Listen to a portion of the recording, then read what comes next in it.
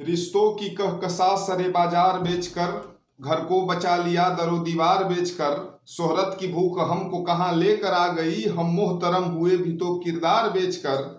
जिसके कलम ने मुद्दतों बोए हैं इनकलाब, अब पेट पालता है वो अखबार बेचकर। अब चाहे जो सलूक करे आपका ये शहर, हम गांव से तो आ गए घर बार बेचकर। हम गांव से तो आ गए घर बार बेचकर।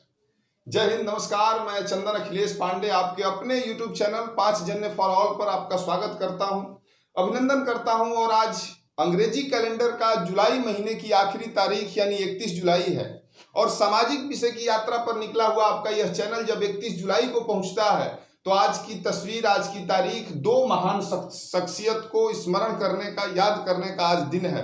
एक तरफ हिंदी साहित्य के एक सशक्त हस्ताक्षर, एक महान उपन्यासकार, एक दीर्घकालिक लेखक मुंशी प्रेमचंद की जन्म जयंती है।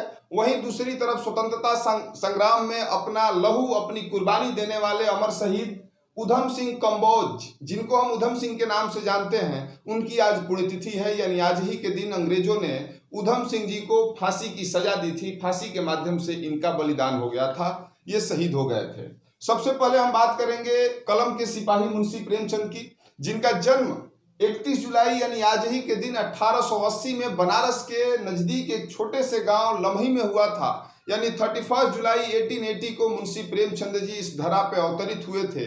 और मुंशी प्रेमचंद की यदि साहित्यिक यात्रा पर हम बात करें तो 300 से अधिक कहानियां, जिनमें 2 बैलों की कथा, पूस की रात जैसी लोकप्रिय कहानी, 300 से अधिक कहानियां उन्होंने लिखी। दर्जनों उपन्यास लिखे, जो उपन्यास भारत में ही नहीं जबकि विश्व पटल पर इनके साहित्य की ख्याति, इनकी साहित्य की प्रसिद्धि को वर्तमान समय में आज भी इनकी ख्याति हम सबके बीच में जीवित है।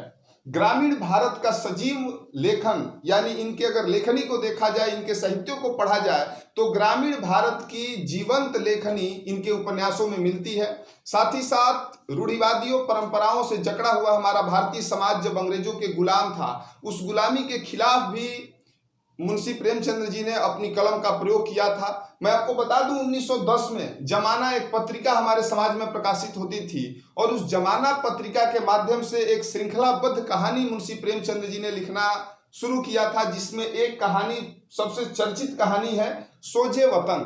सोजे वतन में मुंशी प्रेमचंद जी ने अंग्रेजों के खिलाफ उनकी आलोचना की थी। भारतीय समाज को कैसे संगठित होना है, कैसे अंग्रेजों के खिलाफ लड़ाई लड़नी है, कैसे आंदोलन करना है, इन सभी बातों का जिक्र किया था। हालांकि सोजे वतन के बाद, सोजे वतन से अंग्रेज आग बबूला हो गए, मुंशी प्रेमचंद को खोजने लगे, इनको सजा होनी थी। और मुंशी प्रेमचंद, एक बार मैं फिर से आपको जिक्र कर दूं कि मुंशी प्रेमचंद के पिताजी का नाम श्री अजायब राय था और इनका मूल नाम धनपत राय था। हालांकि नवाब राय से भी मुंशी प्रेमचंद को हम सभी जानते हैं। और 1910 में सोजे वतन उनके द्वारा लिखा गया। सोजे वतन से अंग्रेजों ने प्रतिक्रिया किया, अंग्रेज इनको ढूंढने लगे, इनको सजा देने का मन बना लिया था। और उसी समय धनपत राय मुंशी प्रेमचंद के रूप में हिंदी साहित्य के साथ पूरे विश्व पर छा गए। 1932 में यदि इनकी रचनाओं को, इनके कलम से लिखे गए उपन्यासों की बात करें तो 1918 से इन्होंने लिखना शुरू किया था।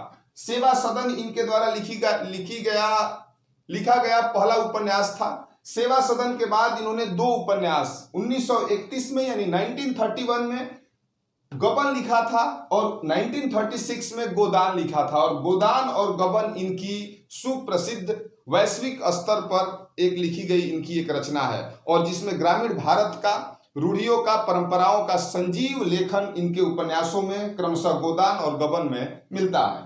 उसके बाद कर्मभूमि 1932 में मुंशी प्रेमचंद के द्वारा लिखा गया एक उपन्यास है।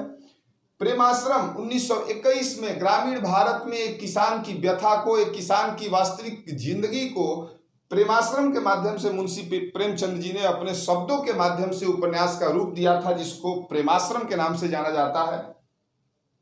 1925 में मुंशी प्रेमचंद के द्वारा लिखा गया उपन्यास रंगभूमि था, जो कि एक चर्चित उपन्यास है। रंगभूमि के बाद 1927 में मुंशी प्रेमचंद ने निर्मला नामक उपन्यास लिखा था। निर्मला के बाद 1926 में मुंशी प्रेमचंद के द्वारा 2 उपन्यास लिखा गया, एक प्रतिज्ञा और दूसरा कायाकल्प। प्रतिज्ञा और कायाकल्प भी तत्कालिक समय के एक प्रसिद्ध और लोकप्रिय उपन्यास थे। मंगलसूत्र का जिक्र जब आता है, मंगलसूत्र मुंशी प्रेमचंद का आखिरी उपन्यास था। मंगलसूत्र को लिखते समय ही मुंशी प्रेमचंद जी हम सभी को विदा कर गए, यानी उनका स्वर्गवास हो गया। और मंगलसूत्र को मरणोपरांत यानी 1948 में 1948 में मुंशी प्रेमचंद के सुपुत्र अमृत राय ने इस उपन्यास को पूरा किया था। मंगलसूत्र मुंशी प्रेमचंद का अधूरा उपन्यास है, ऐसा भी लोग कहते हैं, हम सभी जानते हैं। सोजे वतन अंग्रेजों के खिलाफ लिखी गई एक कहानी थी, जिस कहानी की 500 से अधिक प्रतियां अंग्रेजों ने जला दिया था। और उसी कहानी के प्रतिरोध विरोध के बाद धनपत राय मुंशी प्रेमचंद हो गए। तो ये मुंशी प्रेमचंद की यात्रा थी। इनका एक संक्षिप्त जीवन परिचय था, क्योंकि आज ही के दिन मुंशी प्रेमचंद अवतरित हुए थे। और मुंशी प्रेमचंद के प्रति सच्ची श्रद्धांजलि हम सभी की यही होगी कि मुंशी प्रेमचंद को पढ़ा जाए, मुंशी प्रेमचंद के करीब जाया जाए, क्योंकि मुंशी प्रेमचंद की लेखनी, हालांकि उर्दू, पारसी और साथ ही साथ हिंदी साहित्य के निपुण मुंशी प्रेमचंद का लेखनी यदि हम पढ़ें तो तमाम प्रकार की विसंगतियों को उनके लेखनी के माध्यम से दूर किया जा सकता है। तमाम प्रकार की संभावनाएं इनके उपन्यासों में पढ़ने को मिलते हैं। अब हम बात करते हैं अमर शहीद उधम सिंह कंबोज की। पंजाब में इनका जन्म हुआ था। माता पिता का जिक्र करें तो सरदार तेहाल सिंह जम्मू इनके पिता थे और माता नारायण कौर इनकी माताजी थीं। पंजाब में जन्मा यह बालक 16-17 साल की अवस्था में होता है, तब हमारे देश में एक भयंकर नरसंहार होता है, जिसको हम जलियांवाला बाग की घटना के नाम से जानते हैं। जलियांवाला बाग की घटना से संबंधित वीडियो आपका यह चैनल पूर्व में प्रसारित कर चुका है। जलियांवाला बाग में सभा के बीच में लोगों को पानी पिलाने वाला यह नौजवान 1940 में जाकर के भारत के क्रांतिकारी शक्ति का, भारत के युवा शक्ति का और भारत के विरोध का परिचय देता है, जब माइकल ओ ड्वायर को मारता है। यहाँ पर एक बात समझना, उस बात को जानना बड़ा ही प्रासंगिक है, क्योंकि अधिकतर लोगों का मानना है कि उधम सिंह के द्वारा जनरल डायर की हत्या की गई थी, जो जलियांवाला बाग हत्याकांड को अंजाम दिया था। दो नाम आते हैं, जनरल डायर जो कि तत्कालीन यानी 1919 में अमृतसर शहर का कोतवाल था, और पंजाब राज्य का गवर्नर, तत्कालीन गवर्नर 1919 में माइकल ओ ड्वायर, जिसके आदेश के बाद जिसने रूपरेखा उस नरसंहार की बनाई थी, उसको 1940 में लंदन में जाकर के, यानी अपने जीवन का लक्ष्य, एकमात्र लक्ष्य अंग्रेजों के गवर्नर को यानी माइकल ओ ड्वायर को मारना, यही उधम सिंह ने अपने जीवन का लक्ष्य बना लिया। एक युवा अवस्था में एक नौजवान रोजी रोटी के जगह पर, यानी अपने आजीविका के साधनों, अपने आजीविका की खोज की जगह पर क्रांतिकारी भावनाओं से ओतप्रोत होकर के लंदन में जाकर के कुछ समय तक उन्होंने बैरे की नौकरी की, और बैरे के नौकरी से जो उनको पैसा मिला, उस पैसे से माइकल और ड्वायर के मारने की योजना उन्होंने बनाई। और 1940 में भरी सभा में, यानी एक मीटिंग के बीच, उधम सिंह उस सभा में जाते हैं और जनरल और ड्वायर को मारते हैं। और 1940 में जैसे ही यह घटना घटी, पूरा भारत के साथ साथ पूरा विश्व सन्न रह गया, क्योंकि यह एक अविस्मरणीय, अलौकिक और अभूतपूर्व घटना थी। गदर पार्टी से संबंध रखने वाले, गरम दल से संबंध रखने वाले महान क्रांतिकारी, जिनका समूचा राष्ट्र कृतज्ञ है, आज उधम सिंह कंबोज की भी पुण्यतिथि है। पूरा राष्ट्र, यह चैनल और साथ ही साथ मैं स्वयं महान क्रांतिकारी उधम सिंह के प्रति बारंबार नमन करता हूं, प्रणाम करता हूं।